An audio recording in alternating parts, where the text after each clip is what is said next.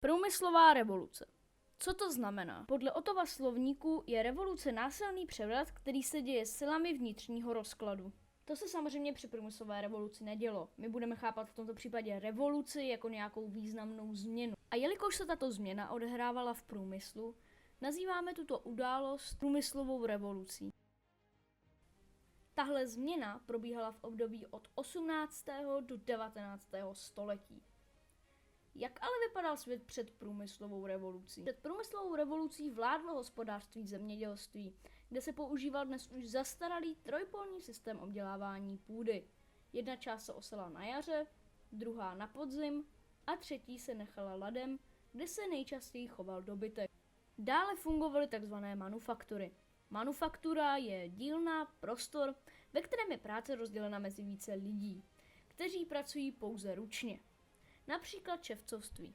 Jeden dělal třeba podrážku, předal to dalšímu, co na to našíval kůži, a takhle se to postupně dostalo k poslednímu, co na to dal tkaničky. V roce 1765 James Watt zdokonalil parní stroj.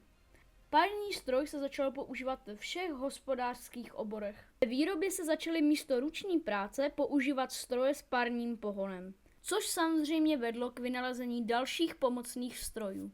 V zemědělství se přešlo na střídavý způsob hospodaření. Dobytek se začal chovat zvlášť a pole se rozdělilo na 4 části. Nové zemědělské stroje jako ruchadlo nebo secí stroj zásadně změnily obor.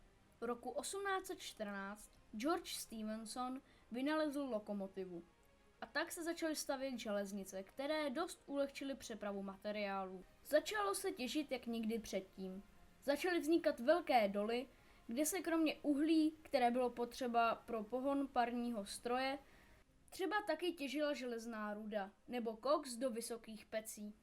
Do měst přicházelo stále více lidí z venkova. Ubytovací kapacity přestaly dostačovat takovému nátlaku. Začaly vznikat nová velká předměstí.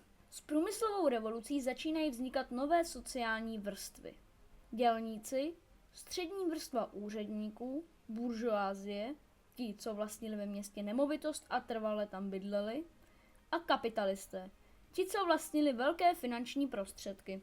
Vznikala i nová města u nalezišť nerostných surovin, jako například Kladno nebo Ostrava. S průmyslovou revolucí přišly také problémy. Na konci 18. století tvořily děti až 2/3 zaměstnanců. Naštěstí později přišly zákony o zkracování pracovní doby, až postupně byla dětská práce zakázána.